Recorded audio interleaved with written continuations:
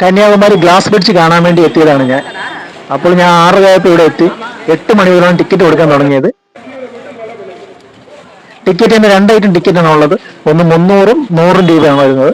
300 Q നിൽക്കേണ്ട കാര്യമില്ല, നമുക്ക് നേരെ അങ്ങ് പോകാൻ പറ്റും, നേരെ ബോട്ടിൽ ചെന്ന് കയറാൻ പറ്റും. പക്ഷേ 100 ടിക്കറ്റ് ആണെങ്കിൽ ക്യൂ നിന്ന് കുറച്ച് ആൾക്കാർ അവർ കടത്തി വിടുന്നുള്ളൂ. ആദ്യം 300 രൂപയ്ക്ക് ടിക്കറ്റ് എടുത്തെങ്കിൽ അവർ പ്രാധാന്യം കൊടുത്ത് ആദ്യം അവരെയാണ് കടത്തി വിടുന്നത്. അത് കഴിഞ്ഞിട്ടാണ് 100 രൂപ ടിക്കറ്റ് അവർ കടത്തി വിടുന്നത്.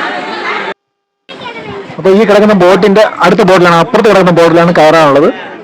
അങ്ങനെ ഞാൻ ഇവിടെ ക്യൂവിൽ നിൽക്കുന്നു. ഇത്രയും ആൾക്കാരുണ്ട്, അവരൊക്കെ കയറി പോയതിനു ശേഷം കയറാൻ പറ്റുള്ളൂ.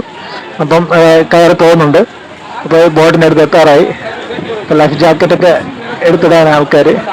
അപ്പോൾ ഞാനും ഒരു ലൈഫ് ജാക്കറ്റ് ഒക്കെ എടുത്തിട്ട് അകത്ത് കയറി. ഇപ്പം ബോട്ട് പൊയ്ക്കൊണ്ടിരിക്കുകയാണ്.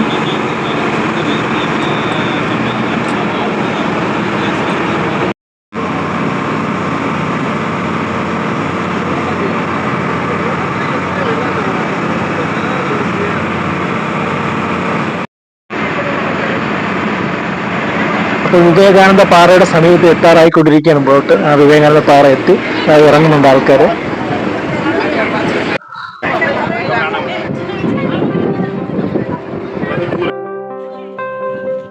അങ്ങനെ ഞാനും വിവേകാനന്ദ പാറയിലോട്ട് എത്തി. അപ്പൊ ഇവിടെ ആണെങ്കിൽ എടുക്കാനാണ് 30 രൂപ ടിക്കറ്റ് എടുക്കണം. 30 രൂപ ടിക്കറ്റ് എടുത്തുകൊണ്ട് മാത്രമേ നമുക്ക് മുകളിലോട്ട് കയറാൻ പറ്റുള്ളൂ.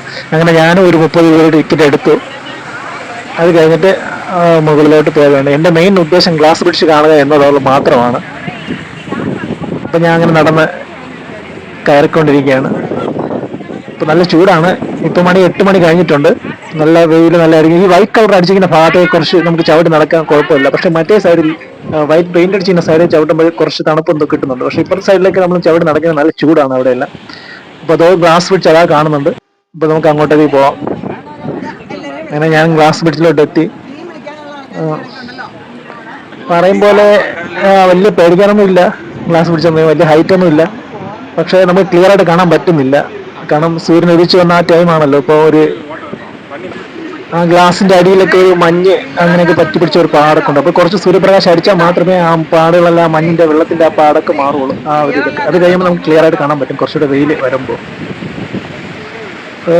വലുതായിട്ട് ക്ലിയർ അല്ല ഇപ്പോൾ. പക്ഷെ ഇവിടെ കുറച്ച് കാണാൻ പറ്റുന്നുണ്ട്. ഈ ഭാഗത്ത് വരുമ്പോൾ ഇപ്പൊ കുറച്ച് കാണാൻ പറ്റുന്നുണ്ട്.